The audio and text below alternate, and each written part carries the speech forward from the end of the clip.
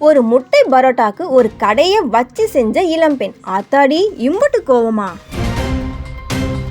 சமூக வலைதளத்திற்குள் சென்றாலே பல விமர்சனங்கள், பாடல்கள், நடன வீடியோக்கள், கருத்து கூறும் வீடியோக்கள், திறமையை வெளிப்படுத்தும் வீடியோக்கள் என பலவிதமான வீடியோக்கள் பதிவிடப்படுகிறது.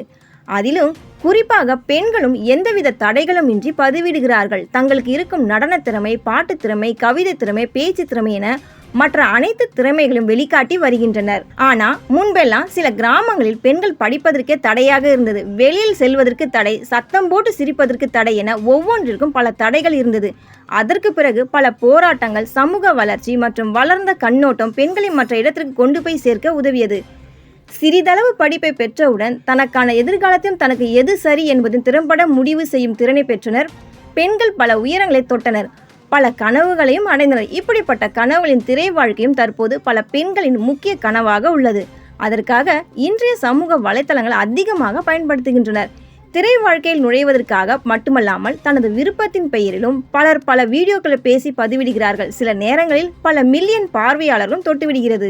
அந்த வகையில் கடந்த சில தினங்களுக்கு முன்பு தமிழகம் முழுவதும் மின்சார கட்டணம் என்பது மிக அதிக உச்சத்தை தொட்டுக்கொண்டு செல்கிறது என்பதை மையப்படுத்தி பல பெண்கள் காமெடியாக வீடியோ எடுத்து பதிவிட்டு வந்தனர். அந்த வரிசையில் கோயம்புத்தூரை சார்ந்த ஒரு பெண் மிகவும் கோபமாகவும் தனது வருத்தத்தை தெரிவித்திருந்தார்.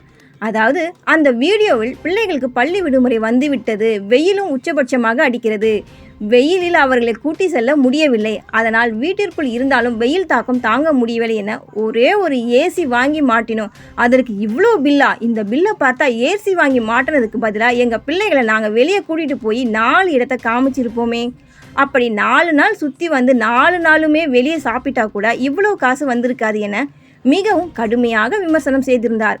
அவர் கூறிய ஒவ்வொரு வார்த்தைகளுமே நியாயம்தான், உண்மைதான் என பல கமெண்ட்கள் முன்வைக்க பலரை தூண்டியது.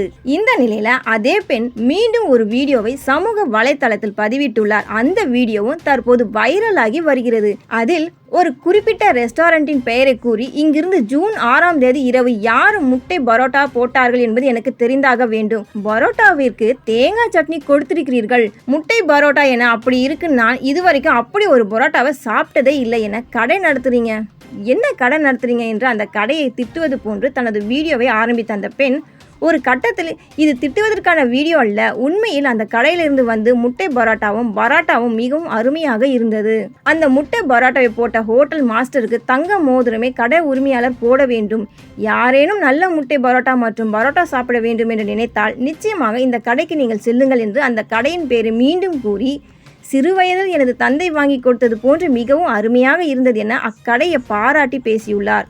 இந்த வீடியோ தற்போது இணையத்தில் படு வைரலாக பரவி வருகிறது. என்னங்க கடை நடத்துறீங்க, இல்ல என்ன கடை நடத்துறீங்க?